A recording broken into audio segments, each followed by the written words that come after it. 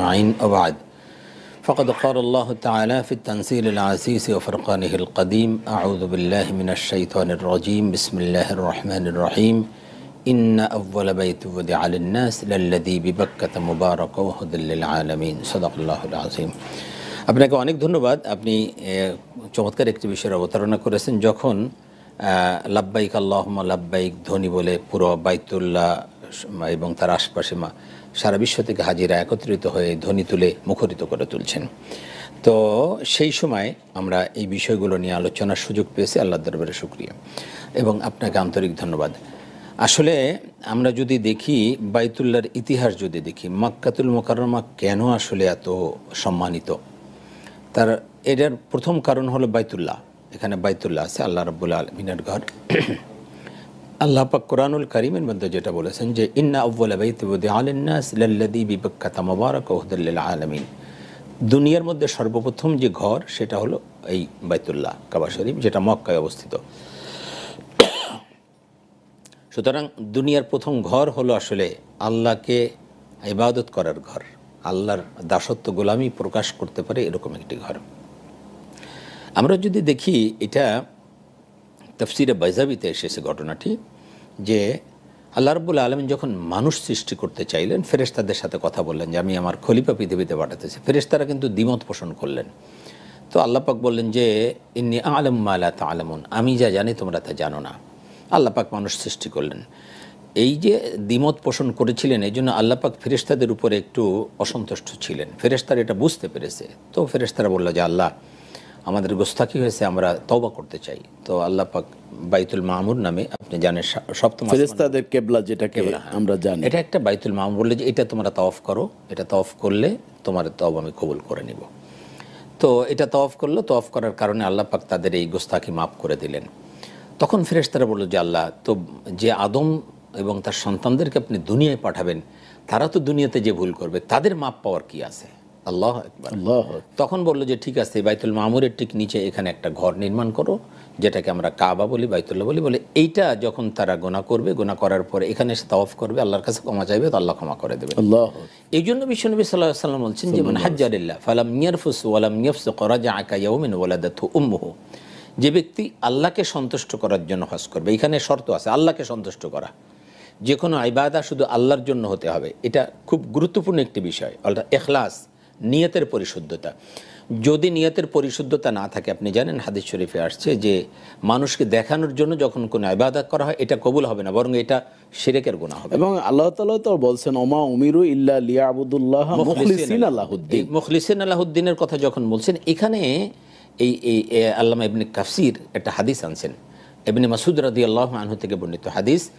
এখানে এক সাহাবী এসে বললেন, ইয়া রাসূলুল্লাহ, আমার অনেক আত্মীয় স্বজন আছে, আমি তাদের হক আদায় করি, আপনি যে ইবাদত বন্দেগী করতে বললেন সব করি, আমি আমার পাড়া প্রতিবেশীকে দান করি, সাদাকা করি, আমি আল্লাহর জন্য করি, কিন্তু মনে মনে এটাও চাই যে মানুষ দেখুক আর আমার প্রশংসা করুক। আল্লাহর হাবিব বলেন এটাও শিরিক হবে।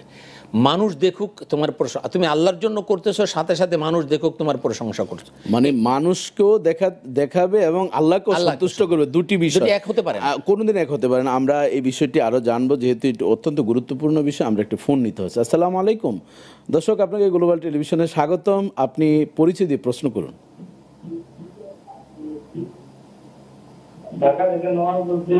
জি, ফজরের নামাজ কোন সময় কাজা করা যায়? জি, আমাদের সাথেই থাকুন, আমরা উত্তর দিচ্ছি ইনশাআল্লাহ। মোহতারাম, জি, নামাজ কাজা হবে কেন? নামাজ তো মুসলমানের কাজা হওয়ার কথা না, কাজা হবে কেন? আমার কথা হলো এটা। আর এই ফজরের নামাজে ম্যাক্সিমাম কাজা হয় কেন? আজকে আমি জুমার আলোচনা এটা বলতেছিলাম যে সাহাবাদের মধ্যে বা তাবেইনের মধ্যে এটা ছিল যে জুমায় যতজন লোক হতো, ফজরেও ততজন লোক হতো। আল্লাহু আকবার। প্রকৃত মুমিন মুসলমানের পরিচয় কিন্তু এটাই। আপনি মনে করেন যে জোহরে, আসরে, মাগরিবে, ঈশা, এই সময় মানুষ বাহিরে থাকে, বিভিন্ন জায়গায় ছড়াই ছিটা থাকে, কাজে কর্মে, বাজারে ঘাটে বিভিন্ন ব্যস্ত থাকে, কিন্তু ফজরে তো সবাই বাসায় থাকে, ফজরে তো সবচেয়ে মসজিদে লোক হওয়ার কথা বেশি, অথচ সেই ফজরেই সবচেয়ে কম হয় কেন?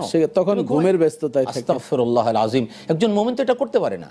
আমাদের সমস্যাটা হলো রাত 12টা 1টা পর্যন্ত ফেসবুকিং করতেছে, ইউটিউব করতেছে, চ্যানেল ঘুরাইতেছে, এই দেখতেছে, যে হাবিজাবি করে এরপরে ফজরে নামাজ পড়তে পারে, তখন মাথা ঘুরে, এরপরে এসে মাসালে জিজ্ঞেস করে হুজুর ফজরের নামাজ কাজা হয়েছে, কখন পড়বো? কেন আপনার কাজা হবে কেন? মুসলমানের তো নামাজ কাজা হওয়ার কথা না। অবশ্যই। একদম বছরে যদি 2-1 দিন হঠাৎ করে এটা হয়ে যায়, সেটা ভিন্ন কথা। আমি বলছি না ওই ভাই সবসময় কাজা করে, তা বলছি না, কিন্তু এখন আমরা তো ইমাম, আমাদের কাছে আসে সবাই, এই জন্য বলছি এরকম যেন ভাই না হয়। হ্যাঁ, যদি কখনো কাজা হয়ে যায় ফজরের নামাজ, তাহলে আপনি যখনই ঘুম থেকে উঠবেন উঠেই আগে আপনি নামাজটা পড়ে নেবেন। এখন অনেকে প্রশ্ন করে যে তখন সূর্য উঠছে, সূর্য উঠার সময় সূর্য মাথা ওঠার সময় বরাবর যদি তখন হয় না, তো নামাজ, সূর্য ওঠার সময় যদি হয় তাহলে আপনি পড়বেন না, একটু ওয়েট করে আপনি সূর্য উদয় হওয়ার পরে যে ওই যে 18 সূর্য মিনিট উদয় আছে, থেকে 24 মিনিট যে হ্যাঁ, সময়টা আছে এরপরে আপনি নামাজটা পড়ে নেবেন। নামাজ পড়ে নেবে। জি ধন্যবাদ আপনাকে। আমরা আলোচনা যে করছিলাম ইখলাসের ব্যাপারে বলছিলাম, তো আল্লাহ দুটি বিষয় একসাথে হয় হ্যাঁ, না। এটা হবে না, এটা একটা শিরিক, অংশীদার সাব্যস্ত করো। ইবাদত হবে শুধু আল্লাহর জন্য, সুতরাং এখানে তুমি মানুষকে দেখানো যদি সাব্যস্ত করো তাহলে একটা অংশীদার সাব্যস্ত করা হলো।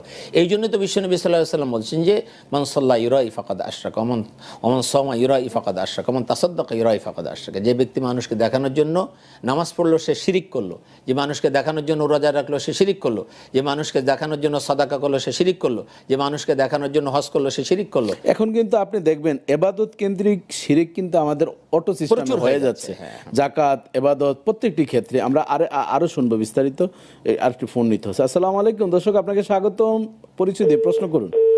সম্ভবত সংযোগ বিচ্ছিন্ন তাহলে হয়েছে। এই যে আল্লাহ বলছেন মান হাজ্জারিল্লাহি ফালাম ইয়ারফুস ওয়ালাম ইয়াফসুক রাজা আকাই ওয়া মিন ওয়ালাদাতহু উম্মুহু, যে ব্যক্তি আল্লাহর সন্তুষ্টির জন্য হজ করবে, হজের মধ্যে কোনো অশ্লীল কাজ করে নাই, গুনাহের কাজ করে নাই, এমন অবস্থায় সে ফিরে আসবে যেন মায়ের পেট থেকে মাত্র জন্মগ্রহণ। জি মোহতারাম, আমরা যে মক্কার যে মর্যাদা, আপনি এটাই বাইতুল্লাহর মর্যাদা বলতে গিয়ে যে ফেরেশতারা একসময় বলছেন আল্লাহ আমাদের তওবা কবুল হয়েছে বাইতুল মামুরের তাওয়াফের মাধ্যমে, আপনার বান্দারাও তো গুনাহ করবেন, তাহলে একটি ঘর তৈরি করেন, সেটা বাইতুল্লাহ হলো। কিন্তু মক্কাকে কেন এত মর্যাদা করা হলো সে সম্পর্কে আমরা কোরআনেও তো দেখতে পাই যে লা উকসিমু বিহাজাল বালাদ, যে আল্লাহ তাআলা কিন্তু এই শহরের কসম খেয়েছেন।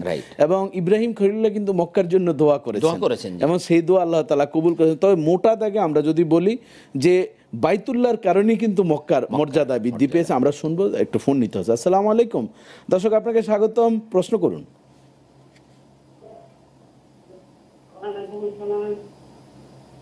জি জি, আপনার ওয়ালাইকুম আসসালাম শুনতে পেয়েছি, প্রশ্ন করুন। বোন বলতে চাইছিলাম যে আমরা যে নামাজ রোজা করছি, জি, ওটা কবুল হচ্ছে না হচ্ছে, এটা জানা বুঝবেন কিভাবে? আচ্ছা, জি ইনশাল্লাহ, মানে এটার চমৎকার একটি বোন, কিন্তু যে আমরা যে ইবাদত করছি, যেমন হজ কবুলের কিছু আলামত আছে, কোরবানি কবুলের, রোজা কবুলের, সে সম্পর্কে যদি বলতেন। জি ধন্যবাদ বোন, চমৎকার জীবন ঘনিষ্ঠ প্রশ্ন করেছেন। প্রথমত হলো যে আপনি এইভাবে ইবাদত করবেন যে আল্লাহ কবুল করে নেবেন, তবে শর্ত হলো ইবাদত কবুল হওয়ার জন্য হালাল খাবার খেতে হবে। ইবাদত কবুল হওয়ার পূর্ব শর্ত হলো হালাল খাবার খেতে হবে, হালাল পোশাক পরতে হবে। সুতরাং কেউ যদি হারাম খায় আর হারাম তার অর্থ দিয়ে পোশাক কিনে নামাজ, তবে উনি বলছেন সেটা ঠিক আছে, উনি বলছেন যে ইবাদত কবুল হয়েছে কিভাবে বুঝবেন, এটা আমি বুঝবো। তো আমি ওই কথাই বলছি। এক নম্বর হলো যে আপনার হালাল খেতে হবে, এবং হালাল খাওয়ার পরে আপনি এই মানসিকতা নিয়েই ইবাদত করবেন যে আল্লাহ কবুল করবেন। আপনি এরকম মনে করেন না যে আল্লাহ কবুল করেন কি করেন না, এরকম যেন কখনো না হয়, বরং আপনি সবসময় মানসিকভাবে এমনভাবেই নামাজ পড়বেন, এমনভাবেই ইবাদত করবেন যে আল্লাহ অবশ্যই আমারটা কবুল করবেন। তাবুদাল্লাহ কান্নাকা তারাও, আল্লাহ যে দেখছেন, আল্লাহ দেখতেছেন না, এরকম যে আমি আল্লাহকে দেখতেছি, তা না হলে আল্লাহ অন্তত আমাকে দেখতেছেন, এই যে মানসিকতা, এরকম মানসিকতা নিয়ে আপনি ইবাদত করবেন, আল্লাহ কবুল করবেন। দুই নম্বর হলো, এটা আশরাফ আলী থানভী রহমতুল্লাহ আলাইকে প্রশ্ন করেছেন যে আমি যে নামাজ আমার কবুল হচ্ছে এটা আমি বুঝবো কীভাবে। তো উনি বললেন যে তুমি যখন ফজরের নামাজ পড়ছো তো এটা কবুল হয়েছে কিনা, তুমি যদি জোহরের নামাজ আবার পড়তে পারো তাহলে বুঝবা যে আল্লাহ ফজরের নামাজটা কবুল করেছেন। আবার যদি আসর পড়তে পারো তাহলে বুঝবে যে জোহর কবুল হয়েছে, অর্থাৎ পরের রক্ত নামাজ যদি তোমার নসিব হয় তাহলে বুঝবা যে আগের রক্তটা কবুল। তবে এখানে আরেকটি বিষয় আমরা এড করতে পারি আপনার সাথে, যে ইবাদত করে যদি প্রশান্তি পাওয়া যায় এবং ইবাদত করলে যদি চোখের পানি আসে যে আমি ইবাদত করছি, মানে নিজের তৃপ্তির মাধ্যমে এটি কবুল হওয়ার একটি আলামত। আমরা আরেকটি ফোন নিতে হবে। আসসালামু আলাইকুম দর্শক, আমরা আছি আপনার সাথে, নিচে আপনিও আছেন। জি প্রশ্ন করুন। জি ওয়ালাইকুম আসসালাম রাহমাতুল্লাহ। জি আলহামদুলিল্লাহ, আল্লাহ পাক অনেক ভালো রেখেছেন, আপনিও ভালো আছেন নিশ্চয়ই, প্রশ্ন করেছেন। জি প্রশ্ন করুন। এই আমাকে মানে তাবলীগে যাওয়ার জন্য অনেক বললো, হুজুরগুলা বলতে যে বলে তাবলীগে অনেক কিছু শিখা যাবে। জি জি জি, এই তাবলীগ কি আসলে যাওয়া উচিত? আচ্ছা ঠিক আছে, তাবলীগে যাও। হ্যাঁ, এক প্রশ্নটা হচ্ছে আমার, জি এই যে অনেকে দুরূদ পড়তে পড়তে কেন দাঁড়ায় যায়? দুরূদ পড়তে পড়তে কেন দাঁড়ায়? ও দাঁড়িয়ে যায় কেন? ঠিক আছে, জি আমাদের সাথেই থাকুন। জি মোহতারাম, ওনাকে অনেকেই তাবলীগে যেতে বলছেন, যেটি আমাদের দেশের একটি সিস্টেম। তো এই তাবলিগ সম্পর্কে যদি আপনি বলতেন, তাবলিগে যাওয়ার ক্ষেত্রে বাধা কোথায়, আর মানে না গেলে একটা হলো যে সমস্যা? আমাদের দেশে আম জনতা ম্যাক্সিমাম ইসলাম সম্পর্কে ওয়াকিবহাল নয়। জি। সুতরাং আপনি যদি এই নিয়ত থাকে যে না আমি সেখানে যে কিছু নামাজ রোজা শিখবো, কিছু দিনী তালিম, কিছু দিনী জলসা, আমরা দেখেছি তাবলিগি যে অনেক মানুষ তার জীবন পরিবর্তন হয়ে গিয়েছে। আগে নামাজ পড়তো না, রোজা রাখতো না, খারাপ কাজ করতো, এখন এখানে যাওয়ার পরে ভালো হয়েছে। সুতরাং ওই চিন্তা ভাবনা থেকে আপনি যেতে পারেন, প্রাথমিক কিছু শিক্ষা অন্তত সেখানে। তো অনেকে প্রশ্ন করেন যে তাবলিগ মুসলমানের কাছে কি তাবলিগ করবে, যে এটা এটা হলো অমুসলিমদের তালিম, কাছে। এটা হলো একটা তালিম, এটা তাবলিগ, এটা হলো তালিম। একটা হলো তাবলিগ হলো অমুসলিমদের কাছে পৌঁছানো, সেটা হলো তাবলিগ। আর এক মুসলমানদেরকে শিক্ষা দাও, এটা হলো তালিম। এটাকে আমরা তালিমও বলতে পারি। তালিমও বলতে পারি, কিন্তু এটি আমাদের দেশের বা একটা পরিভাষা হিসাবে পরিভাষা হিসাবে আমরা বলতে। আচ্ছা, মসজিদে থাকা নিয়ে অনেকে কথা বলেন যে মসজিদে থাকা এটি জায়েজ না, এই জন্য তাবলিগের বিরুদ্ধে অনেকে লেগে থাকেন। মসজিদে যদি কেউ এতেকাফের নিয়তে ঢোকে তাহলে তার জন্য থাকা জায়েজ আছে, আর যদি এতেকাফের নিয়তে না ঢোকে তাহলে তো তার জন্য থাকা জায়েজ। আচ্ছা, এখানে কি একটু আমরা যদি ব্রড মাইন্ড আমাদের করে আমরা যদি কথা বলি যে ইসলাম প্রচারের বিভিন্ন ওয়ে আছে, তাবলিগও একটি পদ্ধতি, সেটাকে যদি আমরা একেবারে মানে আমি বাদ দিয়ে দিই, কিছু না কিছু, আমি আমার দৃষ্টিতে প্রায় 30% কি 40% মানুষ কিন্তু তাবলিগের সাথে ইনভলভ আছে। তা আমরা অনুৎসাহিত না করে একদম তাদেরকে ট্যাগ না লাগিয়ে যে তারাও ইসলামের একটা অংশ পালন করছে। আরেকটা হলো যে আপনি কোনো কারোরই অন্ধ অনুসরণ করবেন না, তাদের মধ্যে যদি ত্রুটি কিছু থাকে সেটা আপনি গ্রহণ করবেন না। অবশ্যই আপনি এক পীর সাহেবের দরবারে মুরিদ হতে পারেন, তার সবকিছু যে আপনাকে মানতে হবে তা না। যদি পীর সাহেবের মধ্যে কোরআন হাদিসের বাহিরে কোনো কিছু থাকে বা ওইখানে কেউ যদি, তাহলে সেটা গ্রহণ করবেন না। আপনি ঠিক সেই জায়গায় একজন মুরব্বী থাকা তো জরুরি, থাকলে ভালো, আপনাকে পথ নির্দেশ করলো। কিন্তু এই বিষয়গুলো মনে রাখতে হবে যে আমি সবাইকে একেবারে অন্ধ অনুসরণ না করি, বরং কোরআন হাদিস অনুযায়ী এবং মসজিদের পবিত্রতা যাতে নষ্ট না হয় সেটিও খেয়াল রাখতে হবে, কারণ মসজিদ যাতে একেবারে খাবার দাবার ফুর্তির জায়গা না হয়। হ্যাঁ, সেটাই, সেই বিষয়গুলো আমাদের খেয়াল রাখতে হবে। ধন্যবাদ আপনাকে। আরেকটি আছে দুরুদ। আমরা আমাদের দেশে কিন্তু একদল বসে বসে নবীকে সালাম জানান, আরেকদল দাঁড়িয়ে সালাম জানান। তিনি বলছেন দাঁড়ানোর কি প্রয়োজন, এমনি তো বসেই। এগুলো এক ধরনের ওয়াজিব কিছু না, এটা ফরজ ওয়াজিব না, এটা একটা মুস্তাহাব বিষয়। সুতরাং এটা নিয়ে আসলে আমরা বাড়াবাড়ি না করি। আপনি বসে দিলেও হবে, বসে যদি দুরুদ পড়েন তাও হবে, বসে সালাম দিলেও হবে। এটা একটা মর্যাদার বিষয়, দাঁড়িয়ে আল্লাহর হাবিবকে সালাম দেওয়া। এটা আমি যদি বলি, আশরাফ আলী থানভী রহমতুল্লাহ আলাইহিরও যিনি মুর্শিদ ছিলেন, ভারতীয় উপমহাদেশের সবচেয়ে মানে সমস্ত আলেম মুর্শিদদের যিনি ইমাম ছিলেন, শাহজি ইমদাদুল্লাহ মহাজির মক্কি রহমতুল্লাহ আলাইহি, উনি তো কিয়াম করতেন, এটা সুবুত আছে। এবং আপনার সাথে আমি একটু অ্যাড করছি, সেটা হচ্ছে যে আমাদের দেশে আমরা এখন ছোটোখাটো জিনিস নিয়ে তর্ক করছি, কিন্তু আল্লাহ রাসূলকে আমরা তার আদর্শগুলো আমাদের জীবনে পালন করার দরকার এবং বাস্তব জীবনে আমলের দরকার। এ বাদ দিয়ে আকাবির ওলামায়ে কেরাম কিন্তু এ নিয়ে কোনোদিন বাড়াবাড়ি করে। এখন নব্য যারা, তারা কিন্তু ভাইরাল হওয়ার জন্য ঝগড়া করছেন। এই ঝগড়া না করা উচিত। আমরা একটু ফোন নিতে হচ্ছে। আসসালামু আলাইকুম দর্শক, স্বাগতম আপনাকে। প্রশ্ন করুন। আমি তো ফ্ল্যাট বাসায় থাকি।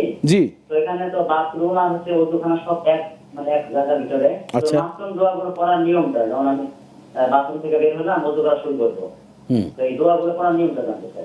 আচ্ছা, ধন্যবাদ আপনাকে। আমাদের সাথেই থাকুন। উনি সম্ভবত ওই যে বাথরুম আর উযুখানা এক জায়গায়, টয়লেট আর বাথরুম একসাথে, হ্যাঁ জি, সেটার মানে পবিত্রতার বিধানটা যদি এটা হলো যে আসলে এটা নিয়ে দুইটা মত আছে। এক হলো যে টয়লেটটা তো একটু আলাদা থাকে, উনি কিন্তু বলছেন যে আমি টয়লেট থেকে যখন বের হয়ে ওযুখানায় আসলাম, তো এটা একটু আলাদা আছে। সুতরাং আর যে টয়লেটগুলো নিয়ে আসলে কথা বলা হয় সেটা হলো যে সেখানে নাপাকি লেগে থাকার একটা সম্ভাবনা থাকে, একটা দুর্গন্ধ থাকে, এরকম না। আমাদের নাগরিক জীবনের যে টয়লেটগুলো, এটা আসলে পরিচ্ছন্ন থাকে এবং হাইকমেট থাকে, সেটা আলাদা। পানি ফ্ল্যাশ করলে সব চলে যাচ্ছে, এখানে নাপাকির কিছু নাই। সুতরাং এটা যখন হয়ে যাচ্ছে, আপনি এসে উজু করতেছেন, আপনি সে বেসিনে উজু করতেছেন অথবা আপনি ট্যাপ ছেড়ে দিয়ে উজু করতেছেন, তাই না? তো এটা কোনো সমস্যা নেই, আপনি এখানে মাসনুন দোয়া পড়তে পারেন, কোনো সমস্যা নাই। আবার কেউ কেউ বলছেন যে যদি নাও পড়েন তাহলে আপনি ওখান থেকে বের হয়ে দোয়াগুলো পড়বেন। হ্যাঁ, তারপর আরেকটি বিষয় আপনার সাথে আমি একটু ইন্টারাপ্ট করছি, সেটা হচ্ছে যে নাসাই শরীফের একটা হাদিস আছে, আল্লাহ রাসূলের জমানায় তো আর এই ফ্ল্যাট বাড়ি বা এই ধরনের ইটের গাঁথনি ছিল না। তখন বালির উপরে আল্লাহ রাসূল ইস্তেনজা করতেন, তখন সাহাবায়ে কেরাম এভাবে করতেন। ওই জায়গায় কিন্তু আল্লাহ রাসূল নিষেধ করে, তোমরা যদি এই ধরনের জায়গায় পবিত্রতা অর্জন করতে, বালি থেকে সেই দুর্গন্ধ আসবে, অপবিত্রতা লেগে যেতে পারে। কিন্তু সেটাকে গড্ডালিকে আমাদের এই শহর বন্দরে যদি মানুষকে অনুৎসাহিত করা যদি হয়, তাহলে দেখা যায় কিন্তু এই ছোট্ট পরিবেশের ভিতরে মানুষের জীবন কাজকর্ম দুর্বিষহ হয়ে অনেক যাবে। এখানে দুর্বিষহ ওযু করা অবশ্যই আপনি ওযু করতে পারবেন এবং ওযুর দোয়াগুলো আপনি পড়তে পারবেন। ধন্যবাদ জানাতে হয়। এখন যে বিল্ডিংগুলো করা হচ্ছে বা পবিত্রতার জন্য সেপারেট মানে ইউরিন স্টল পাসের ব্যবস্থা করা হচ্ছে, উজুর জন্য কিন্তু আলাদা জায়গা আছে। আমি অনেক জায়গায় বাসাবাড়িতে গ্লাস দিয়ে মানে আলাদা করে পার্টিশন দেওয়া করা হয়েছে, এটি কিন্তু উত্তম। আচ্ছা, তা আমাদের আর ছোট্ট করে একটু বলতে হয় যে মদিনা মক্কার যে মর্যাদা আরেকটু যদি বলতেন যে মক্কার মর্যাদা এই জন্য যে আল্লাহ পাক সর্বপ্রথম মানুষের জন্য গড়টি নির্মাণ করলেন যে মানুষ ইবাদত করবে এবং চতুর্দিক সারা পৃথিবীর সমস্ত মানুষ সেদিক ফিরে আপনি নামাজ পড়তেছে, আপনি দেখেন। আচ্ছা। এটা হলো আমাদের কিবলা। মক্কার মর্যাদা হলো এরকম যে বিশ্বনবী সাল্লাল্লাহু আলাইহি ওয়াসাল্লাম বলেন যে এখানে সবসময় 120টা রহমত অবতীর্ণ হয়। যারা তওয়াফ করে তাদের উপর 60টা রহমত অবতীর্ণ হয়, যারা নামাজ পড়ে তাদের উপর 40টা রহমত অবতীর্ণ হয়। শুধু বাইতুল্লাহর দিকে যারা তাকায় থাকবে তাদের উপর 20টা রহমত অবতীর্ণ হয়। তাকায় থাকলেও সওয়াব আছে। এখানে যদি কেউ 1 রাকাত নামাজ পড়ে তো হাদিসের ভাষ্য হলো 1 লক্ষ রাকাত নামাজ পড়া সওয়াব। সুতরাং এই যে মর্যাদা, কেন মর্যাদা? আসলে মর্যাদার চেয়ে আরেকটা বিষয় আমার মনে হয় সেটা হলো আরো চমৎকার। এটা সূরা হজের মধ্যে আল্লাহ বলেন যে ওয়াআযিন ফিন-নাসি বিল হাজ্জি ইয়াতুকা রিজাল ওয়া আলা কুল্লি দামিরি ইয়াতিনা মিন কুল্লি ফাজ্জিন আমিক। আল্লাহ রাব্বুল আলামিনের আদেশে ইব্রাহিম আলাইহিস সালাম যখন বাইতুল্লাহ পুনর্নির্মাণ করলেন, নির্মাণ করার পরে আল্লাহ বলেন তুমি আযান দাও, মানুষকে আহ্বান করো। তো ইব্রাহিম আলাইহিস সালাম বলেন আল্লাহ এখানে আমি আছি, আমার সন্তান আছে আর আমার স্ত্রী আছে, কয়েকজন মানুষ আছে, মরুভূমি, কার কাছে কে শুনবে আমার আযান? কিন্তু তুমি আযান দাও, কিয়ামত পর্যন্ত মানুষের কাছে পৌঁছে দেওয়ার দায়িত্ব আমার। এত দূর দূরান্ত থেকে লোক আসবে যে আস্তে আস্তে তাদের বাহনগুলো কৃষকায় হয়ে যাবে, এরপরে দুর্বল হয়ে যাবে সে বাহন। এরপরে আল্লাহ যে কথা বলছেন এটা খুব চমৎকার বলছেন, লিয়াশহাদু মানাফিআ লাহুম, তারা এখানে এসে দেখুক তো যে কত কল্যাণ আমি তাদের জন্য রেখেছি। আল্লাহ পাক তো আপনাকে যে দেখতে বলছে, আমি আপনি এখানে বুঝাতে পারবো না। যে বাইতুল্লাহর দিকে ফিরে সারা জীবন আপনি নামাজ পড়তেছেন, এই বাইতুল্লাহ দেখার সাথে সাথে আপনার ভিতরে যে আন্দোলন শুরু হবে, আপনার ভিতরে অনুভূতি, এটা কোনো সাহিত্যিক কোনো মাওলানা আপনাকে ভাষা দিয়ে বোঝাতে পারবে না। এটা আল্লাহ বলছেন যে তুমি এসে তারপরে দেখো। সুতরাং আল্লাহ যেটা আপনাকে যে দেখতে বলছেন এটা আমি তো ভাষা দিয়ে বোঝাতে পারবো না আসলে। মানে এটা পরে কোনোদিন দেখে বোঝা সম্ভব না যতক্ষণ সশরীরে উপস্থিত না হয়। এর ভিতরে হাজরে আসাদ রয়েছে, রুকনি ইয়ামিনী রয়েছে, মাকাম ইব্রাহিম, মানে কতগুলো মিরাক্কেল রয়েছে। জি, মিজাবে রহমত রয়েছে। বাইতুল্লাহ নির্মাণের পরে এটা আরেকটা, বাইতুল্লাহ নির্মাণ শেষে ইব্রাহিম আলাইহিস সালাম কি করলেন? আপনার মুলতাজিমে গেলেন, কাবা শরীফের দরজা এবং পাশে যে মুলতাজামে যে ইব্রাহিম আলাইহিস সালাম কি করলেন? বুকটা লাগাই দিলেন বাইতুল্লাহর সাথে, এরপরে গালটা লাগাই দিলেন, এরপর হাত দিয়ে বাইতুল্লাহ ধরে দোয়া করলেন, আল্লাহু আকবার, রব্বানা ওয়াবা'আথ ফীহিম রাসূলাম মিনহুম ইয়াতলু আলাইহিম আয়াতিক। হে আল্লাহ, একজন রাসূল আপনি আমার বংশে পাঠান, যিনি এসে কি করবেন? আয়াত তেলাওয়াত করে শোনাবেন, এই কিতাবের শিক্ষা কি আছে কোরআনে সেটা বুঝাবেন, শিক্ষা দিবেন এবং তিনি মানুষকে পবিত্র করবেন। এই যে কথাগুলো তিনি বললেন, এই জন্য এই মুলতাজামে যে ব্যক্তি দোয়া করবে তার দোয়া আল্লাহ তাআলা কবুল করেন। আল্লাহু আকবার। আপনি নিশ্চয়ই আবেগ আপ্লুত হয়েছেন। আর এটিই কিন্তু বিষয়, বাইতুল্লাহতে যখন ধরা হয় মনে হয় স্বয়ং আল্লাহকেই ধরে ফেলছি, এরকম একটা অনুভূতি থাকে এবং তাকানের সাথে সাথে সর্বপ্রথম আল্লাহ তাআলা সগীরা গুনাহগুলো মাফ করে দেন। শুনবো আপনার বিস্তারিত আমরা আলোচনা শুনবো, আমাদের একটু বিরতিতে যেতে হচ্ছে। দর্শক, আপনারা দীর্ঘ সময় আলোচনা শুনছিলেন এবং আপনাদের জীবন ঘনিষ্ঠ অনেকগুলো প্রশ্ন করেছেন। আবারও কিছু প্রশ্ন আপনারা গুছাতে থাকেন, বিরতির পর আপনারা প্রশ্ন করবেন, আমরা নিশ্চয়ই উত্তর দিব। আমাদের সাথেই থাকুন।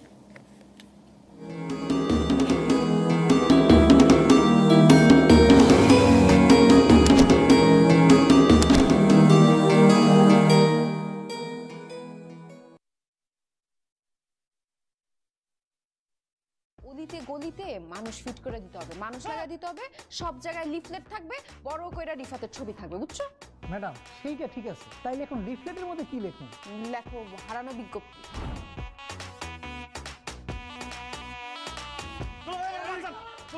একটা ছেলে বিয়ে করবে না, তাকে জোর করে বিয়ে করাবে, তাইলে সে আমার এত বড় সর্বনাশ করলো কেন?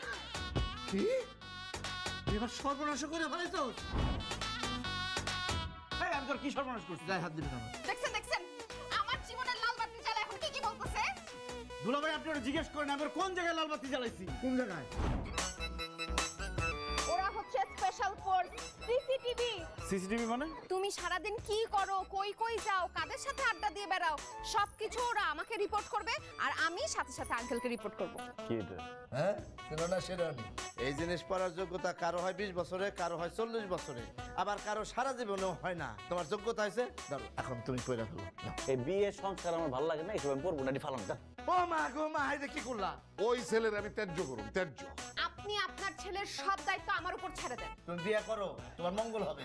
এই মেয়ের যদি আমি বিয়ে করি, বাসর ঘরে লাথি দিয়ে আমার খাট থেকে ফেলে দিবে। এখন তো বাসা থেকে পালা যাওয়ার চেষ্টা করতেছি, কয়েকদিন পরে দুনিয়া থেকে একবারে চলে যাবো।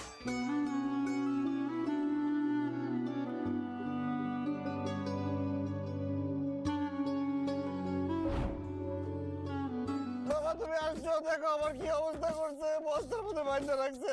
এক কাজ করেন, আপনারা সবাই মিলা ওরে আধা ঘন্টা একটু বানানি দেন। আমি বিয়ে করবো, আমি বিয়ে করবো, আমি বিয়ে করবো, তাসবিকে বিয়ে করবো। কবুল না বলে তো তুমি কোথাও যেতে পারবে না। ইস, কবুল শোনার জন্য একদম অস্থির হয়ে গেছে। রিফাত তো পালায়ে গেছে, রিফাত আবার পালায়ে গেছে। হ্যাঁ রিফাত, দাঁড়া। দেখ কাজটা কিন্তু ঠিক হইতেছে না। কাজ গেলে বুঝবা ঠিক হইতেছে নাকি।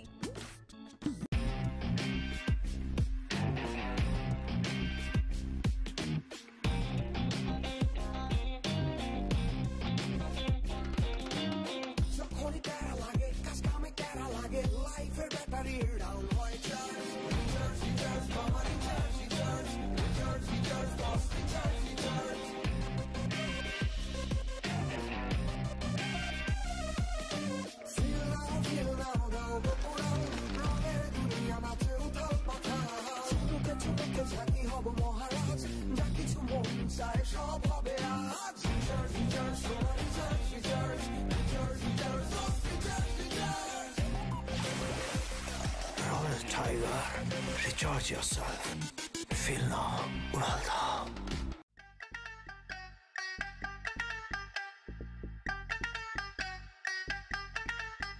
আপনি যে একটা বউ পাইছেন, লাখ এক। এরকম বউ হয় না, বানাই নিতে হয়। স্বামী ভক্ত বউ। যদি এমন হতো যে আমি খেলে ওর পেট ভরে যাবে, তাইলে ওর আর কষ্ট করে খেতে হতো না, তাহলে খুব ভালো হতো। আমার বউ তো দেখো না, সবসময় আমাকে তোয়াজ করে কথা বলে, ভাল লাগে না, বোরিং। সারপ্রাইজ! একটু ফ্রেন্ডদের সাথে গিয়ে একটু ড্রিঙ্কস করলা, একটু নাচানাচি করলা, সারাদিন অফিস করো তো, একটু এনজয়মেন্ট হবে, ভাল লাগবে। কালকে 20 লাখ টাকা ডিপিএস করে ফেলো।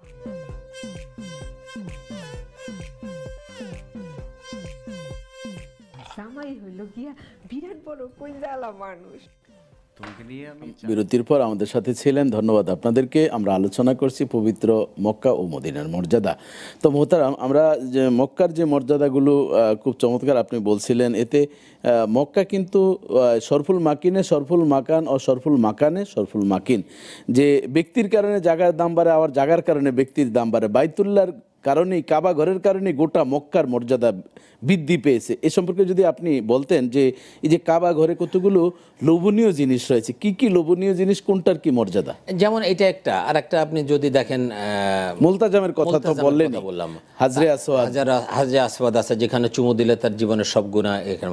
আপনি হাদিস শরীফ আসছে যে ব্যক্তি বাইতুল্লাহ শরীফ প্রথম দেখার সাথে সাথে যে দোয়া করবে সেই দোয়া তার কবুল। আল্লাহু আকবার। দেখার সাথে সাথে প্রথম যে দোয়া করবে সেই দোয়া। তো এখানে আমাদের আকাবেররা বলেন বা বলা হয়েছে, তুমি এই দোয়া করো, রব্বানা আতিনা ফিদ দুনিয়া হাসানা ওয়া ফিল আখিরাতি হাসানা ওয়া কিনা আযাবান নার। আল্লাহ এর ভিতরে সব আছে। আল্লাহ দুনিয়ার কল্যাণ দেন, আখিরাতের কল্যাণ দেন, জাহান্নাম থেকে রক্ষা করেন। আর কি চাই? আর কিছু নেই। দুনিয়ার কল্যাণ কি আমার জন্য, এটা আমার চেয়ে আল্লাহ ভালো জানেন। এই জন্য বলছে তুমি এইটা সেটা, মানে সংক্ষেপে তুমি এটি বলো। এর চেয়ে উত্তম দোয়া আর আমি একটাও দেখি। এবং আম্মাজান আয়েশা রাদিয়াল্লাহু তাআলা বলেন, আল্লাহ রাসূলকে যতটুকু দোয়া করতে দেখেছি, রব্বানা আতিনা ফিদ দুনিয়া হাসানা, এই দোয়াটা বাদ দিয়েছেন এরকম দোয়া আমি পাইনি। এবং রুকনি ইয়ামিনী থেকে হাজরে আসাদ পর্যন্ত তো 70,000 ফেরেশতা মোতায়েন থাকে, এই দোয়া করলে আমিন আমিন আমিন বলে। এবং রুকনি ইয়ামিনী থেকে হাজরে আসওয়াদ যাওয়ার সময় এই দোয়াটাই পড়তে হয়। জি, এই দোয়াটাই পড়তে হয়।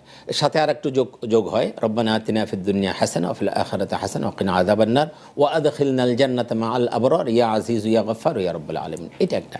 এর একটু পাশেই দেখবেন কি আছে, এই বাইতুল্লাহ দরজার একটু দূরে যদি আমরা যে এখানে মাকাম ইব্রাহিম, মাকাম ইব্রাহিমটা কি, ইব্রাহিম আলাইহিস সালাম যখন বাইতুল্লাহ নির্মাণ করলেন, উনি মিস্ত্রি, ছেলেরা জোগাড়ে আগায় দিচ্ছে, পাথর আগায় দিচ্ছে, পাথর গাঁথতেছেন, গাঁথে এখন উপরে চলে গেছে। এখন কেমনে কি করবেন? তো আমাদের দেশের রাজমিস্ত্রিরা টুল দিয়ে উঁচা করে। আল্লাহ বলে দরকার নেই, এটা পাথর, বলে যে আমি তোমার জন্য স্পেশাল একটা লিফট করে দিচ্ছি। তো পাথরের উপর দাঁড়াচ্ছে, পাথর আস্তে আস্তে ওঠে, আবার যখন দরকার হয় নিচে নেমে যাচ্ছে। কি আজীব কাণ্ড! তাহলে তো বোঝা যায় প্রায় আজ থেকে 7,500 থেকে 5,000 বছর আগেই কিন্তু ইব্রাহিম খলিলুল্লাহর ওই পাথরের মাধ্যমে লিফটের আবিষ্কার হয়েছে। আপনি যদি দেখেন, আল্লাহ পাক সবাইকে যাওয়ার সুযোগ করে দিন। ওই পাথরের গায়ে এখন ইব্রাহিম আলাইহিস সালাম পায়ের ছাপ আছে, যে পাথরটা আপনার কাঁচ দিয়ে বেষ্টন করে রাখা হয়েছে। আল্লাহ পাক আমাদেরকে দেখার সুযোগ করে। এবং আল্লাহ রাসূল এও বলছেন যে আল হাজরে আসওয়াদ ও মাকামে ইব্রাহিম ইয়াকুতান মিনাল জান্নাহ, যে এই দুটি হাজরে আসাদ এবং মাকামে ইব্রাহিম দুটি কিন্তু জান্নাতের পাথর। আচ্ছা, এরপরে আরেকটা আছে জমজম। জমজম এটা এখন দেখা যায় না, আল্লাহ পাক আমাকে দেখার সুযোগ দিয়েছিলেন সেই 2002 সালে।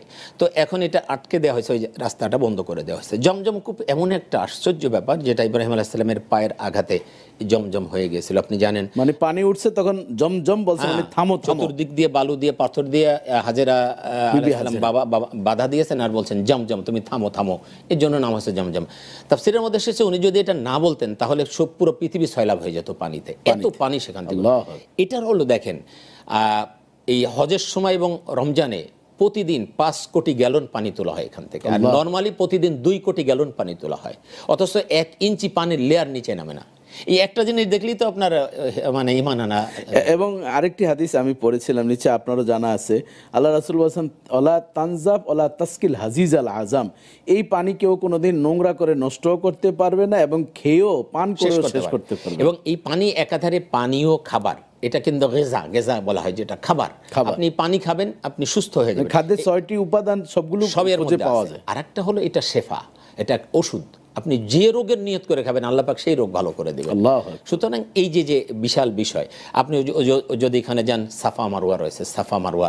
এই বিবি হাজেরা যখন ইব্রাহিম আলাইহিস সালামের ছোট্ট দুগ্ধপোষ্য শিশু এবং হাজেরাকে সেখানে রেখে আসলেন, এটা আল্লাহর বড় একটা পরীক্ষা। মানে আল্লাহ তাআলা ওইটার মাধ্যমে পৃথিবীবাসীকে এটি আবাদ করবেন এবং এই উপহারটা দিবেন। এখন পানি যখন শুকায় গেল তখন হাজেরা কি করছেন, পানির জন্য দৌড়দৌড়ি করতেছেন, একবার সাফায় যাচ্ছেন, মারওয়ায় যাচ্ছেন। এই দৌড়দৌড়িতে আল্লাহর কাছে এত পছন্দ হয়েছে, আল্লাহ পাক পরবর্তীতে সমস্ত হাজী সাহেবদেরকে এবং ওমরা করতে যায় সবার উপরে দৌড়দৌড়ি ওয়াজিব হয়ে গেছে। এতটা আমি আশ্চর্য হয়ে গেছি যে একটা ছেলে দেখলাম, ও ডান হাতে ফিডার ধরা ছেলে, বাম হাতে বাবার এই আঙ্গুল ধরা, ফিডার কাছে আর দৌড়াচ্ছে, ফিডার কাছে এহরামের কাপড় পরা, বাচ্চা তো, ছোট বাচ্চা। আল্লাহু আকবার। আমার তখন মনে হলো যে হাজেরার এই আমলটা আল্লাহ এত কবুল করেছে যে ছোট বাচ্চা, তার ভিতরেও কেমন স্পিরিট আল্লাহ প্রদত্ত, ফিডার কাছে আর দৌড়াচ্ছে। জি ধন্যবাদ আপনাকে। আমরা চমৎকার কথা শুনছিলেন, একটা ফোন নিতে হচ্ছে। আসসালামু আলাইকুম দর্শক, স্বাগতম আপনাকে, প্রশ্ন করুন। জি প্রশ্ন করুন। আসসালামু আলাইকুম ওয়া রাহমাতুল্লাহ। জি ওয়ালাইকুম সালাম ওয়া রাহমাতুল্লাহ। আমি পঞ্চগড় থেকে মারি হোসেন বলছিলাম। জি ভাইজান প্রশ্ন করুন। আমি প্রশ্ন ছিল হুজুর, আমাদের এলাকায় পাড়া মহল্লায় জি বিবাহ বার্ষিক বিবাহ অনুষ্ঠানগুলো হয়, বিবাহ হয়, তো এগুলা যৌতুক ছাড়াই, যৌতুক দেওয়া হারাম নেওয়া হারাম, এটা তো সবাই জানে। যৌতুক ছাড়াই এখন এক দরিদ্র ঘরের ছেলে বিয়ে করেছে, বিয়ে করবে, এখন মেয়ের বাবা 4 লাখ টাকা দেন, ওরা আমাদের বসে থাকে, না হলে বিয়েটা হবে না। আচ্ছা, এখন সেই টাকা পরিশোধ করার মতো সাধ্য তার নেই, হবে না। জি এখন সেটা করণীয় কি আছে? মানে দেড় মোহরের কিভাবে নির্ধারণ করা যায় ইসলামী শরীয়তের বিধান। জি আমাদের সাথেই থাকুন, আমরা আপনার উত্তর দিচ্ছি। মোহতারাম, দেখুন হাদিসের ভাষ্য হলো যে বিবাহ যত কম খরচ হবে, সহজ হবে, তত বিবাহের মধ্যে বারাকাত তত বেশি হবে। সুতরাং বাড়াবাড়ি না করা, আর এমন একটা দেনমোহর ধার্য না করা যেটা ছেলে দিতে পারবে না, তেমন দেনমোহর ধার্য করাটাও ঠিক নয়, কারণ দেনমোহর দেওয়াটা কিন্তু তার উপর ওয়াজিব, এবং না দিতে পারলে স্ত্রীর কাছে সে অনেক ছোট হয়ে যাবে এবং গুনাহগার হয়ে যাবে। পরবর্তীতে কেউ যদি দেনমোহর না দেয়, তো এরকম বলা হয়েছে যে কিয়ামতের দিন সে জানি হিসেবে, ব্যভিচারকারী হিসেবে। হ্যাঁ, এবং দেনমোহরের টাকাটা কিন্তু নিয়ম হচ্ছে তাকে স্ত্রী ভোগ করার আগেই কিন্তু দিয়ে দেওয়া, যদি একান্ত সম্ভব না স্ত্রীর সাথে সেটা কথা বলে কম্প্রোমাইজ করে, সেটা বিধান। কিন্তু এটা হলো বিবাহ যখন সম্পন্ন হবে স্ত্রীর কাছে যাওয়ার আগেই তার দেনমোহরটা দিয়ে দেওয়া, এটা হলো জরুরি একটি বিষয়। সুতরাং এই যে আমাদের দেশে শুধু আপনার পঞ্চগড়ে না, এটা সারা বাংলাদেশেই এটা আছে, ঢাকাতেও আছে, যে বিশাল একটা অঙ্ক দেখানোর জন্য, মানুষকে দেখানোর জন্য 1 কোটি 1.5 কোটি 2 কোটি 50 লাখ মানে অনেকটা বলা যায় যে এটা একটা সামাজিক ভাইরাল, যে আমার অমুকের হয়েছে এত, অমুকের হচ্ছে এত। কিন্তু আবার নিয়ত যদি খারাপ থাকে যে বেশি টাকা ধরবো, যদি কোনোদিন ছুটে যায় তাকে যাতে ধরানো যায়, তাহলে কিন্তু সংসারও ভাঙে। এরকম যদি থাকে যে দেনমোহর বেশি করে যাতে ইয়া না হতে পারে। আমরা যখন বিবাহ দিচ্ছি তখন এই নিয়তটা কেন আসবে? এটি আসা ঠিক নয়, এবং এটি অত্যন্ত আমার মনে হয় এটি গুনার একটি কাজ। আমরা আরেকটি ফোন নিতে চাই। আসসালামু আলাইকুম দর্শক, আপনাকে স্বাগতম, প্রশ্ন করুন। ওয়ালাইকুম আসসালাম রাহমাতুল্লাহ। আসসালামু আলাইকুম। জি ওয়ালাইকুম আসসালাম রাহমাতুল্লাহ ওয়া বারাকাতুহু। জি ভাইজান প্রশ্ন করুন। আমার একটা প্রশ্ন হলো, জি আমি এমনি অসুস্থ। আচ্ছা অসুস্থ বলতে আমি আমার লাস্ট ক্যান্সার। আচ্ছা এখন অনেক সময় ওই মসজিদে গেলে আমার রক্ত এসে যায়, অনেকে দেখে আমার সামনে যে থাকে সে মাথায় যায়। আল্লাহ, হুজুরের সাথে আমি আলাপ করলাম ইমামের সাথে জি, যে আমি কি মসজিদে আসলে সমস্যা আছে নাকি বাড়িতে নামাজ পড়তে পারবো। আচ্ছা তো সে বললো যে বাড়িতে নামাজ পড়ো। এখন বাসায় নামাজ পড়েছি কিন্তু আমার মন ওইভাবে মানে হয় না, তৃপ্তি হয় না। আমার হবে কিনা আচ্ছা সন্দেহ লাগে। আচ্ছা আচ্ছা আচ্ছা হ্যাঁ, যে তৃপ্তি আসে না। আচ্ছা, এই আমার আপনার ব্লাডের পরিমাণটা কেমন, যে টিস্যু দিয়ে সেটা মানে বারণ করা অনেক অনেক আল্লাহ আল্লাহ তুমি হেফাজত করো, আল্লাহ আকবার, আল্লাহ। জি জি, আমাদের সাথেই থাকুন, আমরা আপনার জন্য দোয়া করি আল্লাহ তাআলা এই কঠিন জটিল রোগ থেকে আপনাকে হেফাজত করুক, যেহেতু আপনার ইবাদতের প্রতি যথেষ্ট আবেগ রয়েছে, এর উসিলা আল্লাহ তাআলা অবশ্যই আপনাকে সুস্থ করবেন। জি মোহতারাম, জি আমরা দোয়া করি আল্লাহ ভাইকে সুস্থ করে দিন। তাহলে এটা হলো যে এরকম যদি অবস্থা হয়, এক ধরনের প্যাম্পাস আছে, সেটা পরেও নিবারণ করা যায় কিনা দেখবেন। না, এখানে প্যাম্পাস তো উনি বমির মতন আসতে, মুখ দিয়ে আসে, ক্যান্সার, মুখ দিয়ে ব্লাড ক্যান্সার। তাহলে তো আপনার মুখ দিয়ে যদি আসে, আমি মনে করছিলাম যে হ্যাঁ, না না সেটা নয়, এবং সেটি একটি সমস্যা বড় ধরনের। মানুষ কিন্তু স্বাভাবিকভাবে আমরা রক্ত দেখলে অনেক সেন্সলেস হয়, যেমন আমি রক্ত দেখে না, এটা তো মসজিদের জন্য, মসজিদের আশপাশে যারা আছে তাদের জন্য এটা শোভনীয় নয়। এবং এই ধরনের যদি হয়, আপনি যেটা বলছেন যে মুখ দিয়ে বমি মতো বের হয়, তাহলে আপনি মসজিদে না যেয়ে বাসায় নামাজ। তবে উনি যখন সুস্থতা ফিল করে, সেটা আমরা একটু ওনাকে বলতে পারি যে আপনি পেছনের দিকে, একটু প্রয়োজনে পেছনের দিকে নামাজ পড়বেন, যাতে করে আপনি আপনার সুবিধা মতন বের হতে পারেন। মসজিদের পবিত্রতা রক্ষা হলো, মানুষও ভয় না পেল। আবার ইয়েও হতে পারে, ওই যে চিলুঞ্চি ধরনের একটা পাশে রাখতে পারেন, যদি একান্ত নামাজের মানে আগে পিছে এরকম কিছু হয়, আপনি ইবাদতটা কিন্তু লা ইউকাল্লিফুল্লাহু নাফসান ইল্লা উসআহা, আল্লাহ তাআলা কোনো কিছু চাপিয়ে দেন। এই যে উনি যে এতটুকু পর্যন্ত মিডিয়া পর্যন্ত এসেছেন ইবাদতের জন্য, এটিও কিন্তু আমরা তাকে ছোট করার সুযোগ নেই, এটি বড় একটি ঈমানের পরিচয়। আমরা ভাইয়ের জন্য দোয়া করব। মোহতারাম, আমরা পবিত্র মদিনার একটি বিশাল মর্যাদা রয়েছে, শুধুমাত্র আমার নবী মুহাম্মদুর রাসূলুল্লাহ সাল্লাল্লাহু আলাইহি সাল্লাম মদিনায় হিজরত করলেন, হিজরতের সাথে সাথেই ইয়াসরিব নামক একটা দেশ, সেটা মদিনায় পরিণত হয়েছে সারা পৃথিবীর শ্রেষ্ঠ শহর। তো সেই মদিনার কি মর্যাদা রয়েছে, মদিনাতুন নবী বলা হয় সাল্লাল্লাহু আলাইহি সাল্লাম। আসলে মদিনার মর্যাদা হলো কেমন, আল্লাহ রাসূল সাল্লাল্লাহু আলাইহি সাল্লাম দোয়া করেছিলেন, আল্লাহ মক্কাতে আপনি যে বারাকা দিয়েছেন, মদিনাতে আছে দ্বিগুণ বারাকা দান করুন। এই জন্য কেউ কেউ বলেছেন যে মদিনার বরকত মক্কার চেয়ে বেশি, কেউ কারো ইয়া। তবে হাদিসের স্পষ্ট ভাষ্য হলো, মক্কাতে 1 রাকাত নামাজ পড়লে 1 লক্ষ রাকাত হবে, মদিনায় যদি কেউ 1 রাকাত নামাজ পড়ে 50,000, মানে তাও কোনো কম নয়। আমরা আরেকটি ফোন নিতে হচ্ছে। আসসালামু আলাইকুম দর্শক, আমরা আসি আপনার সাথে, নিচ্ছে আপনি আছেন। জি, প্রশ্ন করুন। আসসালামু আলাইকুম ওয়া রাহমাতুল্লাহ। জি, ওয়ালাইকুম আসসালাম ওয়া রাহমাতুল্লাহ। আমার প্রশ্নটা হচ্ছে, জি হ্যালো, জি জি শুনতে পাচ্ছি। আমার প্রশ্নটা হচ্ছে, আমার বাড়ি ফুলগাঁও জেলা। আচ্ছা, আমি আমার কিছুদিন আগে মারা গেল, আমি সেখানে গিয়েছিলাম জানা যায়। জি, তো আমি দেখলাম সেখানে তাদের পীরের মাজারে লেখা আছে যে একাদশ খলিফা সাল্লাল্লাহু আলাইহি সাল্লামের রওজা মুবারক। আচ্ছা আচ্ছা আচ্ছা। তারপরে ওনাদের এক মাহফিলে শুনছিলাম, এই একাদশ খলিফা নাকি আল্লাহ রাসূলের সঙ্গে আল্লাহ তাকে রূপে রাখছিলেন। ওনারা একাদশ খলিফা সাল্লাল্লাহু আলাইহি সাল্লাম বলে, এটা কতটুকু যৌক্তিক আমি একটু জানতে চাচ্ছি। জি ভাইজান, আমাদের সাথেই থাকুন, এ ধরনের অনেক কিছুই পাবেন। যখন কেয়ামতের আলামতগুলো এইভাবেই প্রকাশ পায়। জি মোহতারাম, এগুলো অনেক আছে ভণ্ডামি। আসলে আমি সরাসরি যেটা বুঝি, এটা ভণ্ডামি টাইপের। এই ধরনের নবীদের ক্ষেত্রে সাল্লাল্লাহু আলাইহি সাল্লাম আলাইহিস সালাম, আর সাহাবীদের ক্ষেত্রে রাদিয়াল্লাহু আনহু। আমি নাম বলবো না, বড় এক জায়গায় গেছি, তো সে পীর সাহেবের ব্যাপারে তারা রাদিয়াল্লাহু আনহু ব্যবহার করতেছে, পীরের নাম বলে রাদিয়াল্লাহু আনহু। তো আমাকে যখন বক্তব্য দিতে বলা হলো, আমি এটা বলিনি, আমি রহমতুল্লাহ আলাইহি বলছি। তো তারা একটু আমার উপরে গোসা হয়েছে, বলবো না, এটা তো সম্ভব না, কারণ প্রত্যেকটা বিষয় আলাদা। আলাইহিস সালাম নবীদের জন্য, রসুল পাক সাল্লাল্লাহু আলাইহি ওয়াসাল্লাম সাহাবাদের জন্য রাদিয়াল্লাহু আনহু, এবং আল্লাহর ওলিদের জন্য রহমতুল্লাহ আলাইহি দোয়া করা। এখন সাহাবীদের ব্যাপারে যেটা বলা হয়, সেটা একজন ওলি, তার ব্যাপারে বলা, এটা আমার কাছে শোভনীয় মনে। মানে এটা সহজ, আপনি যেটি বুঝিয়েছেন, প্রত্যেকটা জিনিসের এক একটা দিন, এক একটা রাতের, এক একটা স্থানের মর্যাদা। এখন যদি আপনি বলেন রমজান সবচেয়ে মর্যাদা, রমজানে আপনি হজ করবেন, হবে কি? এটা হবে না। এই জন্য আবেগ দিয়ে ইসলাম হয় না, এটা নিতান্তে আপনি সহজেই বলছেন এটা ভণ্ডামি, এছাড়া আর কিছু বলার সুযোগ এছাড়া আর নেই। কিছু বলার সুযোগ নেই। নেই। মদিনার কথা যদি বলেন তো একজনে বলছেন যে আমি মদিনায় যাই কেন জানো, সেটা হলো মদিনায় জান্নাত আছে, এই জন্য আমি মদিনায় যাই। আপনি জানেন মদিনায় জান্নাত আছে। আল্লাহ রাসূল সাল্লাল্লাহু আলাইহি ওয়াসাল্লাম বলছে মা বাইনা বাইতি ওয়া মিম্বারি রাউযাতুম মিন রিয়াজিল জান্নাহ। আমার বাড়ি আর এই যে আমার মিম্বার যেখানে আমি খুতবা দেই, এই মাঝখানের জায়গাটা জান্নাতের একটা টুকরো, আমরা যেটাকে রিয়াজুল জান্নাহ বলি। এটা তো জান্নাতের একটা জায়গা। সুতরাং বলছে যে আমি মদিনায় যাই কেন জানো, এখানে জান্নাত আছে এই জন্য। আল্লাহু আকবার। এবং আল্লাহ রাসূল যে জান্নাতুল বাকি, জি, যেখানে কবরস্থান 10,000 সাহাবী, জি, এখন যে 50,000 রাকাতের সওয়াব পাওয়া যায়, এটা তো হাদিস দ্বারা একেবারে সাব্যস্ত। কিন্তু কারোর কথা যে এখানে আসলে যেহেতু আল্লাহর হাবিব দোয়া করেছেন যে এটা আল্লাহ দ্বিগুণ বারাকা দান করুন, আল্লাহুম্মা জাল দেফাই, আল্লাহ রাসূল বলেছেন যে আল্লাহ আমাকে ডাবল দেন, তাহলে এই জন্য কেউ বলছেন যে এখানে 1 রাকাত নামাজ পড়লে 2 লক্ষ রাকাতের সওয়াব হবে।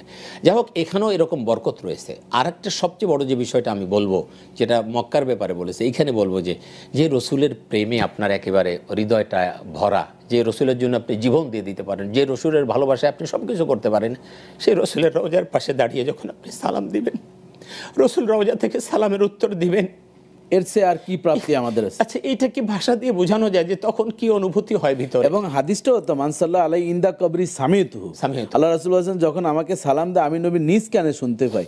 ওমান সাল্লা নাইয়ান উবলিগত, এবং যখন দূর থেকে সালাম দেওয়া হয় সেটি পৌঁছে দেওয়া হয়। তাহলে এই যে ব্যাপারটা, এই জন্য তো আমরা এখানে বলি আসসালাতু ওয়াসসালামু আলাইকা ইয়া রাসূলুল্লাহ, আল্লাহু আকবার। তাহলে এই যে অনুভূতিটা, এটা আপনি কোথায় পাবেন?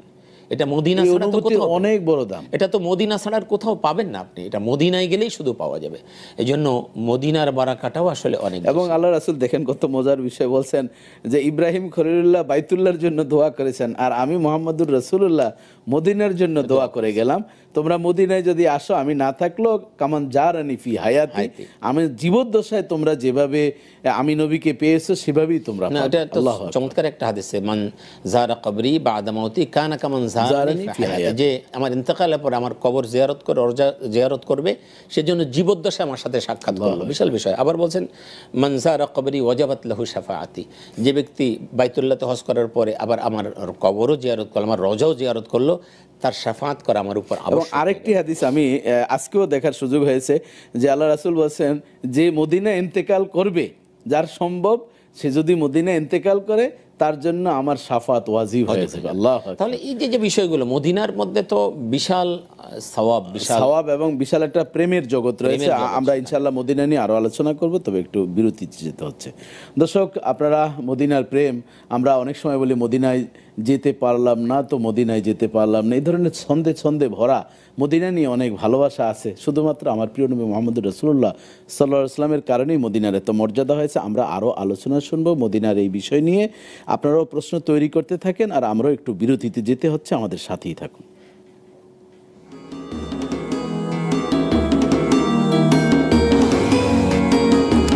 এরপরে আমরা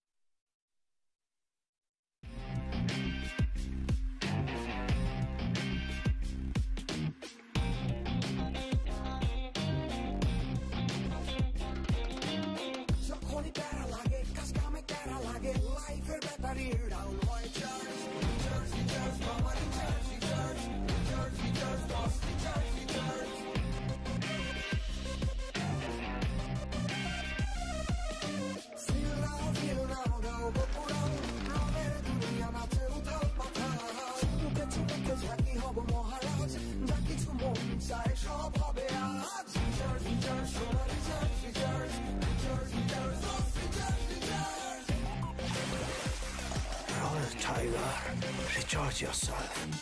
Feel now, উড়াল দাও।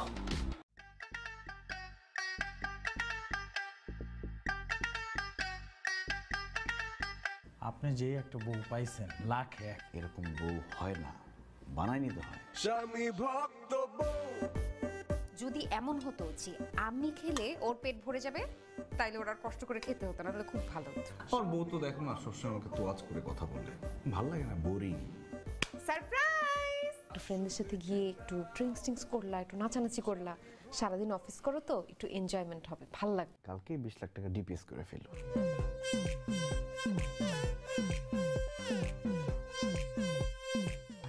ভাই হইল গিয়া বিরাট বড় কইজালা মানুষ। তোমাকে নিয়ে আমি চা কফি খেতে যাবো না, ফুল কোর্স ডিনারে যাবো। দাও দাও চুমু দাও। মানে বিয়ে করছো দেখে তোমার একটা গার্লফ্রেন্ড থাকবে না, এটা কি হয় বলো? তুমি যদি বিয়ে না করো তাইলে কিন্তু আমি একদম সুইসাইড করব।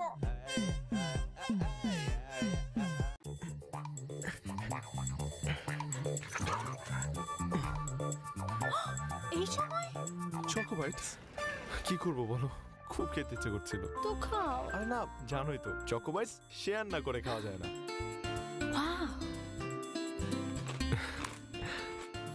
ক্রাঞ্চি বিস্কিটে চকো চিপস ভরা চকো বাইটস, শেয়ার না করে খাওয়া অসম্ভব।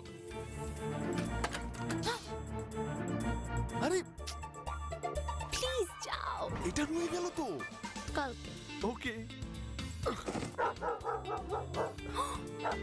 কাল দেখা হচ্ছে কিন্তু। খালি মামা মামা খরচ কা মাফ করে দেন, আমি ভয় পেয়ে গেছিলাম বাবা। তোমার কালো আল্লাহ রাসূল মক্কায় জন্মগ্রহণের কারণেই আরও ফুলকিত হয়েছে মক্কা।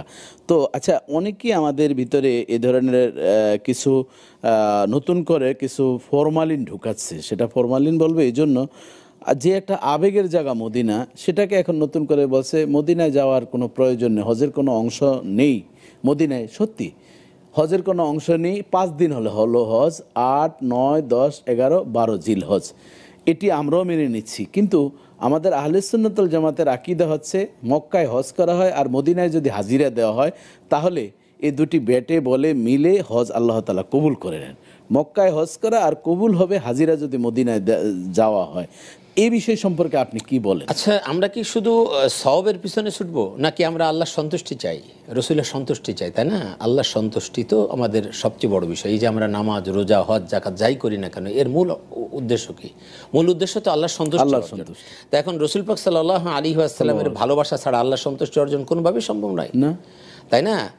এবং আল্লাহ পাক কোরআনে কি বলছেন, আন্নাবিয়্যু আওলা বিল মুমিনিনা মিন আনফুসিহিম, মুমিনদের কাছে আমার নবী তার নিজের আত্মার চেয়েও বেশি প্রিয়। আল্লাহ। তো আপনি এবং ওই আয়াত তো আরো বেশি স্পষ্ট, কুল ইন কুনতুম তুহিব্বুন আল্লাহ ফাত্তাবিউনি ইউহিব্বুকুম। এটা আছে। এরপরে আল্লাহ পাক বলছেন যে কি কুল ইন কানা আবাউকুম ওয়া আবনাউকুম ওয়া ইখওয়ানুকুম ওয়া আজওয়াজুকুম ওয়া আশিরাতুকুম ওয়া আমওয়ালুন ইকতারাফতুমুহা ওয়া তিজারাতুন তাখশানা কাসাদাহা মাসাকিন তারদাউনাহা আহাব্বা ইলাইকুম মিনাল্লাহি ওয়া রাসূলিহি ওয়া জিহাদিন ফি সাবিলিহি।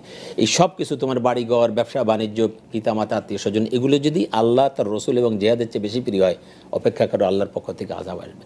তাহলে আল্লাহ রসুল আমাদের কাছে, মোমেনদের কাছে তার নিজের নফসের চেয়ে, নিজের আত্মার চেয়ে বেশি প্রিয়। এবং আপনি জানেন না, এই কথা বলার পরে ওমর রাদিয়াল্লাহু তাআলা বললেন, ইয়া রাসূলুল্লাহ, আমি সবার চেয়ে আপনাকে বেশি ভালোবাসি, কিন্তু নিজের জীবনের চেয়ে বেশি ভালোবাসি না। বুখারীর হাদিস। জি জি। তো আল্লাহ বললেন যে ওমর, তুমি এখনো আসলে পরিপূর্ণ মুসলমান হইতে পারো নাই। লা ইউমিনু আহাদুকুম হাত্তা আকুনা আহাব্বা ইলাইহি মিন ওয়ালিদি ওয়া ওয়ালাদি ওয়ান নাসি আজমাইন। পিতা মাতা সবকিছুর চেয়ে যতক্ষণ নবীর প্রেম ভালোবাসা না থাকবে সে প্রকৃত মুমিন নয়। তো ওমর রাদিয়াল্লাহু আনহু কোন রিওয়ায়াতে এসে বিশ্বনবী তার দিকে তাকালেন, কোন রিওয়ায়াতে এখানে হাত দিলেন। এরপর ওমর রাদিয়াল্লাহু চিৎকার করে বলেন, ইয়া রাসূলুল্লাহ, আল্লাহর কসম, আমি নিজের জীবনের চেয়ে আপনাকে বেশি ভালোবাসি। তখন আল্লাহর হাবিব বলেন, নাম, এখন তুমি মুমিন হয়েছো। তো বিশ্বনবী সাল্লাল্লাহু আলাইহি ওয়াসাল্লাম যেখানে আছেন, আপনি মক্কায় যাবেন, আপনি ওখানে যাবেন না, এটা কি করে হতে পারে? এটা তো কেমন কথা হলো? এই জন্য তো বিশ্বনবী সাল্লাল্লাহু আলাইহি ওয়াসাল্লাম যেটা বলেছেন, একটা হাদিস আসছে বা বিশ্বনবী সাল্লাল্লাহু আলাইহি ওয়াসাল্লাম বলছেন যে মান হাজ্জাল বাইত ফালাম ওয়ালাম ইয়াজুরনি জাফফানি। বিশ্বনবী সাল্লাল্লাহু আলাইহি ওয়াসাল্লাম বলছেন, যে ব্যক্তি বলছেন, যে ব্যক্তি হজ করলো অথচ আমার এখানে আসলো না, আমার এটা জিয়ারত করলো না, সে আমাকে কষ্ট দিল। কি সাংঘাতিক কথা! তাহলে যেখানে আল্লাহর ভালোবাসা অর্জন হয় নবীর ইত্তেবার মাধ্যমে এবং সবকিছুর সে নবীকে ভালোবাসতে হবে, সে জায়গায় যদি নবী কষ্ট পান তাহলে সে হস্ত, আমার মনে হয় যেটাকে আমরা মুআল্লাকুম বাইনাস সামাই ওয়াল আরদ, আসমান জমিনের মাঝে ঝুলন্ত বিষয় হলো। দেখেন, ইমাম আউসি রাহমাতুল্লাহ আলাইহিকে তার মুরিদ জিজ্ঞেস করলেন যে হযরত, আমাদেরকে এমন কিছু কথা বলেন, জান্নাতের নিয়ামতের কথা বলেন, জান্নাতের বড় বড় নিয়ামতের কথা বলেন, যে যার কারণে জান্নাতে যাওয়ার আগ্রহ আমাদের বেড়ে যায়। তো তিনি বললেন যে জান্নাতে রাসূল পাক সাল্লাল্লাহু আলাইহি ওয়াসাল্লাম থাকবেন। আল্লাহু আকবার। জান্নাতের যত নিয়ামত আছে তার মধ্যে বড় নিয়ামত হলো সেখানে রাসূল পাক সাল্লাল্লাহু আলাইহি ওয়াসাল্লাম থাকবেন। আল্লাহু আকবার, আল্লাহু আকবার। আবার সেই রাসূল শুয়ে আছেন মদিনায়, কিভাবে তার চেয়ে বখিল আমি বলবো তার চেয়ে কৃপণ আর পৃথিবীতে আর কেউ হতে পারে না। আমরা শুনবো, তো একটি ফোন নিতে হচ্ছে। আসসালামু আলাইকুম দর্শক, আমরা আপনার সাথে আছি, আপনাকে স্বাগতম।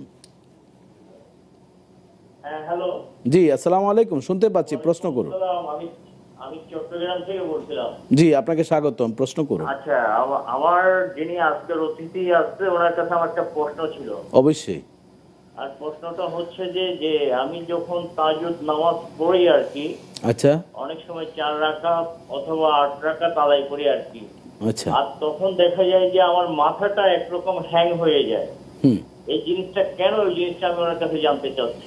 এটা হ্যাং হয়ে যাচ্ছে কি নতুন করে, না শুরু থেকেই যখনই তাহাজ্জুদে উঠেন তখনই, না অন্যান্য ওয়াক্তিয়া নামাজও এই ধরনের হয়? না, এটা যখন থেকে ওয়াক্তিয়া নামাজে এই সমস্যাটা হয় না, জাস্ট তাহাজ্জুদ নামাজে এই সমস্যাটা হয় আর জি জি, বুঝতে পেরেছি, আমাদের সাথেই থাকুন। জি ধন্যবাদ ভাই।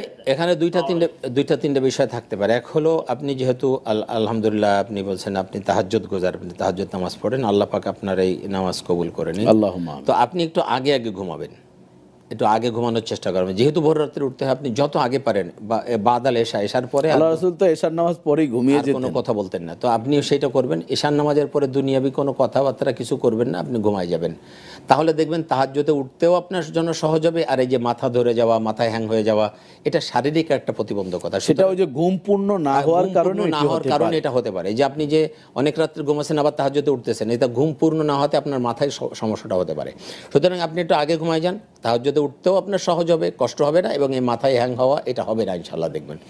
দ্বিতীয় যে বিষয়টা, এটা যদি এর পরেও আপনি দেখা দেয় তাহলে বুঝতে হবে যে এটা জিনের কোনো ওয়াসওয়াসা হতে পারে, জিনের কোনো ওয়াসওয়াসা, শয়তান জিন আছে যেগুলো, তাদের ওয়াসওয়াসা হতে পারে। সেজন্য আপনি একটু ইস্তিগফার পড়বেন, লা হাওলা ওয়ালা কুওয়াতা ইল্লা বিল্লাহ, এবং মুআউযাত, আল্লাহ রাসূল বলেছেন সূরা ইখলাস, কুল হুয়াল্লাহ, ফালাক, নাস, এই তিনটি সূরা পড়ে শরীরে সূরা ইখলাস, সূরা ফালাক, সূরা নাস পড়ে সমস্ত শরীর ফুনিবেন, ইনশাআল্লাহ দেখবেন তাহলে এই যে বিষয়গুলো এটা দূর হয়ে যাবে। আমরা আরেকটা ফোন নিতে হচ্ছে। আসসালামু আলাইকুম দর্শক, আপনাকে স্বাগতম, প্রশ্ন করুন। সম্ভবত সংযোগ বিচ্ছিন্ন হয়েছে। আচ্ছা, মদিনায় তো 40 ওয়াক্ত নামাজের একটি হাদিস আমরা বর্ণনা পাই, তো যারা বলছেন যে মদিনায় কোনো যাওয়ারই প্রয়োজন নেই হজের ক্ষেত্রে, কোনো দরকার নেই, তাহলে তারা কি এটা থেকে মাহরুম হয় না? সেই ফজিলত সম্পর্কে যদি বলতে। আরেকটা বিষয় হলো যে যাওয়ারই দরকার হয় না এরা বলতেছে, কিন্তু সৌদি আরবের সরকার কিন্তু প্রত্যেক হাজির জন্য ওইখানে 8 দিন থাকা বাধ্যতামূলক করে দিচ্ছে। তাহলে কেন করতেছে তারা? যে আপনারা বলেন, আপনারা এই যে সৌদির অনুকরণ করে থাকেন, তাহলে সৌদি সরকারই তো এখানে প্রত্যেকের জন্য 8 দিন থাকা, একদম আপনি দেখবেন বাইট্রাম সব হাজিদের জন্য 8 দিন ওখানে নির্ধারণ করে দেয়। মানে সৌদি সরকারও জানে যে এখানে থাকতে হবে, এখানে আসতে হবে, 8 দিন থাকবে। তাহলে কেন আপনারা এটা মানুষের মধ্যে, তারা কিন্তু সুবিধাবাদ জিন্দাবাদ। দেখবেন 20 রাকাত তারাবির নামাজ মসজিদে নববীতে হেরেম শরীফে হয়, এটা তখন আবার বলে যে না এটা তাদের ব্যক্তিগত আমল। আবার দেখবেন তারা বলে যে রুকু, কোরআনের ভিতরে যে রুকু আছে এটা নতুন বানানো, মদিনার মাসাফে নেই, মক্কার মাসাফে নেই। আবার যদি মক্কার কোনো কোরআনে পাওয়া যায় যে এটা ব্যক্তি বিশেষ কোনো সে দেশের কোম্পানি করেছে। অর্থাৎ তাদেরকে আমি বলি এটা হচ্ছে তারা এক ধরনের নেফাকি আচরণ, এদিকেও আছে সেদিকেও তারা আছে। এটি তো তাদের সুবিধার জন্য তারা সবকিছু করতেছে, উদাহরণ টানতেছে, কিন্তু যখন রিয়েল ফ্যাক্টর সামনে আসছে তখন তারা পিছায় যাচ্ছে। সুতরাং এগুলো এই ধরনের, এবং 40 ওয়াক্ত নামাজের বিষয়ে তো একটি চমৎকার হাদিসও রয়েছে। এটা 40 ওয়াক্তর কারণ হলো আপনি জানেন 40-এর মধ্যে একটা বারাকা, 40 আপনি দেখবেন সন্তান যখন মায়ের পেটে থাকে 40 দিন পর পর তার একটা রূপ পরিবর্তন হয়, এবং 40 বছরের নবুয়তি। এই জন্য ইয়াতে যেটা বলা হয়েছে যে কোরআনুল কারিমে সন্তানের এই যে পরিবর্তনের ব্যাপারে যেটা বলা হয়েছে, বর্তমান মেডিকেল সায়েন্স এটা দেখলো যে কেন এটা 40 দিন পর পর, তখন তারা রিসার্চ করে দেখলো যে তাই তো বাচ্চা 40 দিন পর পর তার বিশাল একটা পরিবর্তন তার মধ্যে চলে আসতেছে। তাহলে 40-এর ব্যাপারে একটা আছে এটা, এই জন্য যে 40 ওয়াক্ত এখানে যদি নামাজ পড়ে তাহলে ওই তাকবীরে উলার সাথে যে ব্যক্তি 40 ওয়াক্ত নামাজ পড়ে নেফাকি চলে যাবে, এবং জান্নাতের জন্য আল্লাহ রাসূল তার জন্য দোয়া করবেন। এখানে আরো কিছু বিষয় আছে, আপনি যদি যান দেখবেন এখানে আবু বকর রাদিয়াল্লাহু আনহুর রওজা আছে, ওমর রাদিয়াল্লাহু আনহুর রওজা আছে পাশে, এটা দেখলেও তো আমাদের অনেক জান্নাতুল বাকি আছে, সেখানে সাহাবারা শুয়ে আছেন, ওসমান রাদিয়াল্লাহু আনহু সহ ফাতেমা রাদিয়াল্লাহু তাআলা আনহা আছেন, হুসাইন ইসলামের সন্তান আছেন, সেখানে পরিবারের অনেক সদস্য সেখানে নাম জানা অজানা অনেকে শুয়ে আছেন, তাই না? তো এই যে বিষয়গুলো সেটা আপনি দেখতে পাবেন। আপনি জানেন যে ইমাম মালিক রাহমাতুল্লাহ আলাইহি তিনি মদিনায় মসজিদে নববীতে 40 বছর একাধারে হাদিসের দর্শ দিয়েছেন, এবং তিনি ইমামের দায়িত্ব পালন এই 40 বছর তিনি কখনো জুতা পরতেন না। যে বিশ্ব নবী যেখানে হাঁটছেন, সাহাবারা যেখানে হাঁটাহাঁটি করছেন, সেখানে আমি জুতো পরে হাঁটবো? আর যে জমিনের ভিতরে নবী পাক শায়িত আছেন সেখানে কিভাবে আমি জুতা পরে হাঁটবো, এই যে যে মর্যাদা, মানে আল্লাহ পাক তাদেরকে বড় করছেন এমনি না, এই জন্য যে এই যে মহাব্বত, এই যে মর্যাদা, এই যে ভালোবাসা, এটা তো থাকতে হবে। এটা হলো ঈমানের একটা বড় পরিচয়। এবং আল্লাহ রাসূল তো এমনও বলছেন যে লা ইয়াদখুলু তাউন ওয়ালা দাজ্জাল, দাজ্জাল এবং মহামারী কোনোদিন মদিনাকে পেয়ে বসবে না, মদিনায় পেয়ে আসবে না। এবং উমর রাদিয়াল্লাহু তাআলা আনহু একবার ভূমিকম্প শুরু হলো আর আঘাত দিয়ে, লাঠি দিয়ে আঘাত দিয়ে বলছেন, যেই জমিন আল্লাহ রাসূল বিশ্রামে আছেন সেই জমিন আল্লাহ তোমার কাছে চাচ্ছি যাতে এই জমিন আর ভূকম্প হয়, তা থেকে অদ্যাবধি পর্যন্ত মদিনা এবং কিয়ামত পর্যন্ত সেই ভূমিকম্প হবে। আরেকটা যদি দেখেন, এখানে আপনি যে দেখেন আল্লাহ রাসূল সাল্লাল্লাহু আলাইহি ওয়াসাল্লাম রওজার এই পাশে বাবে জিবরিল আছে, জিবরিল আলাইহিস সালাম এসে ম্যাক্সিমাম সময় এই দরজা দিয়ে, এই যার কারণে ওই জায়গাটার নাম আছে বাবের জিল। আপনি সেটা দেখতে পাচ্ছেন, জিবরিল আমিন এখানে আসতেন, এখানে বাবের জিবরিল এখানে আছে। এরপরে এবং আহলে সুফফা যারা আবু রাদিয়াল্লাহু তাআলা সহ তারা সুফফা যারা ছিল সবসময় আল্লাহর হাবিবের দরবারে পড়ে থাকতেন, তাদের না ঘর বাড়ি ছিল, না পরিবার পরিজন ছিল, না সংসার ছিল, না টাকা পয়সা, কিচ্ছু ছিল না। আল্লাহর হাবিবের ওই দরবারে পড়ে থাকতেন, কিছু হাদি আসলে খাইতেন, না আসলে না খেয়ে থাকতেন। আল্লাহর হাবিব ইবাদত বন্দেগী করতেন, আল্লাহর হাবিবের হাদিসগুলো তারা কালেক্ট করতেন। এই যে বিশাল একটা অংশ আহলে সুফফা বলা হয়, সেই জায়গাটা এখনও নির্ধারিত আছে। আল্লাহ রাসূল সাল্লাল্লাহু আলাইহি ওয়াসাল্লামের রওজার ঠিক আরেকটু উত্তর পাশে একটু উঁচা জায়গা, তো এখানে যাওয়ার সৌভাগ্য আল্লাহ আমাদেরকে দান করেছেন। এখানেও আমি বসে দেখেছি, এখানে বসলে এখানে এবং রিয়াজুল জান্নার ভিতরে যে কতগুলো এই যে খুঁটি রয়েছে, হ্যাঁ তওবার খুঁটি রয়েছে, বিভিন্ন উস্তানে হান্নানা, যে অবাক হওয়ার বিষয় একটা মরা খেজুরের একটা কাণ্ড, সেটা যখন আলাদা করা হলো, গুনগুন বুখারী শরীফের হাদিসে এসেছে, কান্নার আওয়াজ হচ্ছে। আল্লাহ রাসূল এরপরে যখন হাত দিলেন যে তুমি আমার সাথে জান্নাতের সঙ্গী হবে, আল্লাহু আকবার। তো সব বিষয়গুলো সেখানে জীবন, এই বিষয়টা আপনি যে সংক্ষেপে বলছেন অনেকে হয়তো বুঝবেন। আল্লাহ রাসূল সাল্লাল্লাহু আলাইহি ওয়াসাল্লাম প্রথমত মদিনায় যাওয়ার পরে এখানে একটা খেজুরের মরা খেজুরের গাছের সাথে হেলান দিয়ে খুতবা দিতেন। তো এটা এক মহিলা দেখলেন যে আল্লাহর হাবিব এভাবে খুতবা দেন, তো তিনি একটা মেম্বার তৈরি করে দিলেন। তার ছেলে ছিল কাঠমিস্ত্রি, তার বলে যে আল্লাহর হাবিবের জন্য একটা মেম্বার তৈরি করে দাও, একটা মেম্বার তৈরি করে দিলেন। আমাদের দেশে যেমন মেম্বার আছে, ইমাম সাহেবরা সেখানে এই তো মেম্বারটা তৈরি করার পরে আল্লাহর হাবিব যখন এই মেম্বারে উঠে খুতবা দিলেন, তখন কান্নার আওয়াজ আসতেছে। কিসের থেকে কান্নার আওয়াজ আসে? বাচ্চাদের মতো কাঁদতেছে। তখন দেখালো যে ওই খেজুর গাছ থেকে কান্নার আওয়াজ আসতেছে। খেজুর গাছ বললে, ইয়া রাসূলুল্লাহ, এতদিন আপনি আমার সাথে ট্যাক লাগায় দাঁড়ায় খুতবা দিতেন, আজ থেকে আপনি আমার থেকে আলাদা হয়ে গেলেন, আমি এই বিরহ বেদনা আমি সহ্য করতে পারতেছি না। তখন আল্লাহ হাবিব তাকে বললেন যে তুমি জান্নাতে আমার সাথে থাকবে। হাত দিয়ে স্পর্শ করেন। আল্লাহ রাসূল বলছেন যদি আমি হাত দিয়ে স্পর্শ না করা হতো, কিয়ামতের পূর্ব পর্যন্ত এই কান্নার আওয়াজ হতো। আমরা আরেকটি ফোন নিতে চাই। আসসালামু আলাইকুম দর্শক, স্বাগতম আপনাকে, প্রশ্ন করুন। সম্ভবত সংযোগ বিচ্ছিন্ন হয়েছে। মোহতারাম, আমরা সর্বশেষ মদিনার এক এক করে যদি আপনি মোটা দাগে কিছু মর্যাদা তুলে ধরতেন দর্শকদের উদ্দেশ্যে। হ্যাঁ, আমরা যদি বলি সর্বপ্রথম মর্যাদা হলো মদিনা, সেখানে রাসূল সাল্লাল্লাহু আলাইহি ওয়াসাল্লাম শুয়ে আছেন। আরেকটা হাদিস আমাদের জানা দরকার, বিশ্বনবী সাল্লাল্লাহু আলাইহি ওয়াসাল্লাম বলছেন যে এই হাদিসটা সহিহ হাদিস, যে আল আম্বিয়া আহইয়াউন ফি কুবুরিহিম ইউসাল্লুন, সমস্ত নবী তার রওজার মধ্যে জীবিত। আল্লাহ, এটা মানে সবচেয়ে বড় যিনি, বিশেষ করে আমাদের আহলে হাদিস ভাইরা যাকে ইমাম মানে নাসিরউদ্দিন আলবানী, উনিও হাদিসটাকে সহিহ বলছেন যে আল আহইয়া আল আম্বিয়া আহইয়াউন ফি কুবুরিহিম ইউসাল্লুনা, যে সমস্ত নবী তাদের রওজার মধ্যে জীবিত, তারা সেখানে নামাজ পড়তেছেন।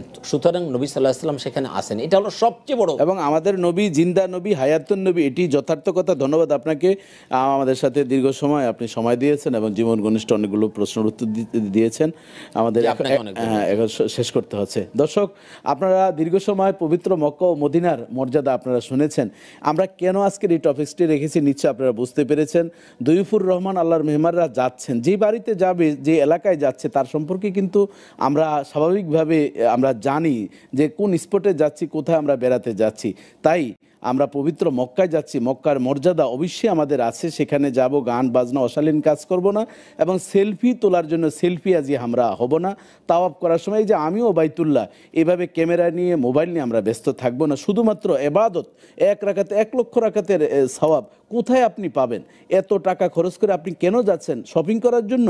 প্রতিদিন আপনি মাগরিবের পরে বের হয়ে এশার নামাজ পাচ্ছেন না, হোটেলে ঘুমাচ্ছেন, দেশেও ঘুমিয়েছেন, সেখানেও ঘুমিয়েছেন, সেখানে বেগানা নারীরা রয়েছে, তাদের পাশে ধাক্কাধাক্কি করে আপনি তাওয়াফ করছেন। এই বিষয়গুলো সংবরণ আমাদের অবশ্যই করতে হবে। এই জন্য আল্লাহ তাআলা উন্মুক্ত করে দিয়েছেন যে কার কতটুকু তাকওয়া ফরজগারিতা রয়েছে। তাওয়াফের সময় আল্লাহর সিসিতে কিন্তু সব মনিটরিং হচ্ছে। এই জন্য আসুন আমরা মক্কাকে সেভাবে শ্রদ্ধা করব, ভালোবাসবো, কাবার প্রেমে আমরা লেগে থাকবো, আর মদিনার কথা ভুলে যাব না। অবশ্যই আহলে সুন্নাত ওয়াল জামাতের আকীদা হচ্ছে মক্কায় আমরা হজ করব, আর মদিনায় যদি আমরা জিয়ারা করি, রাসূলুল্লাহ সাল্লাল্লাহু আলাইহি ওয়াসাল্লামের রওজা মুবারকে গিয়ে সালাম যদি দেই, আল্লাহ সুবহানাহু ওয়া তাআলা সেই হজকে কাউন্ট করে কবুল করবেন। আসুন হজ্জে মাবরুর আমাদের যাতে নসিব হয়, বেশি বেশি দুরূদ পাঠ করব, হজ হোক আমাদের সকলের জন্য, আল্লাহ তাআলা আমাদেরকে সেই তৌফিক দান করুক। এই প্রত্যাশা আজকের মতন বিদায় নিচ্ছে। আগামী শুক্রবার একই সময়ে নতুন অতিথি ভিন্ন বিষয় নিয়ে উপস্থিত হব। ভালো থাকুন, সুস্থ থাকুন। আসসালামু আলাইকুম ওয়া রাহমাতুল্লাহ।